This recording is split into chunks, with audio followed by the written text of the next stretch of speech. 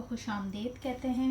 आज मैं बनाने जा रही हूँ आलू गोश्त देगी स्टाइल में। उसके लिए मुझे चाहिए 3 से 4 पत्ते लिए हैं तेज़पात, 2 इलायचियाँ हैं, तकरीबन हाफ़ टी स्पून मैंने ज़ीरा लिया है, 4-5 लौंगे हैं और 4-5 ही मैंने यहाँ पर काली मिर्च ली है और यहाँ 2 दालचीनी है। तो यहाँ मैंने पैन में ऑयल डाल दिया है। इसमें मैं ये सारे मसाले डाल दूँगी। लैम्प का मैंने आधा किलो गोश्त लिया है।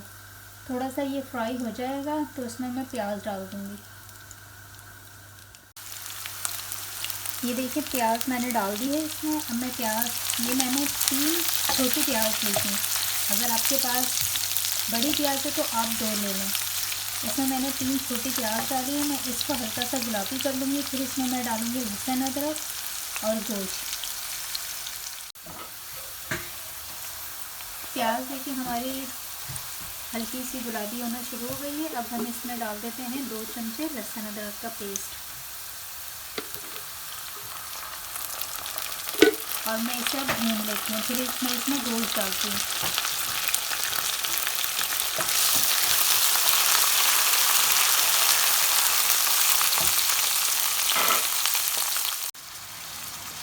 ये मैंने इसमें गोश्त शामिल कर दिया है और तकरीबन इसको मैंने 5 मिनट तक पकाया है। अब मैं इसमें मसाले शामिल करती हूँ।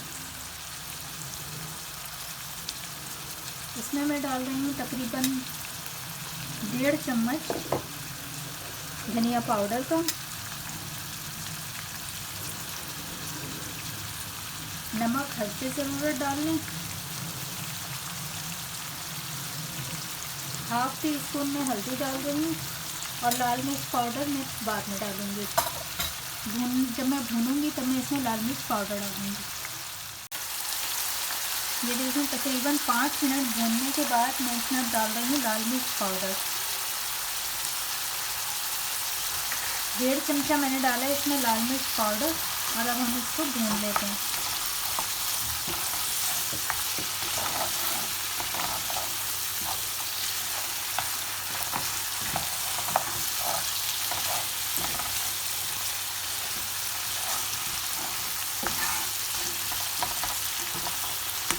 भूनने के बाद मैं इसमें तकरीबन 1.5 गिलास पानी डालकर गोश्त को गलने छोड़ दूँगी। जब थोड़ा गोश्त गलने के लिए रह जाएगा तो हम इसमें आलू डाल देंगे।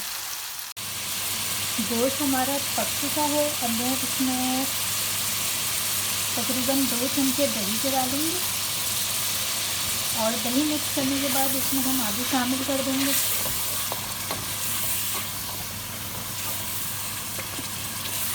दही मैंने मिक्स करा है।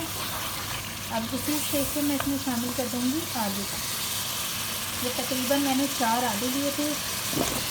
4 आलू इसमें डाल दूँ और 1 गिलास में पानी डालकर इसको पकने के लिए छोड़ दूँगी जब तक कि हमारे आलू गल जाएंगे।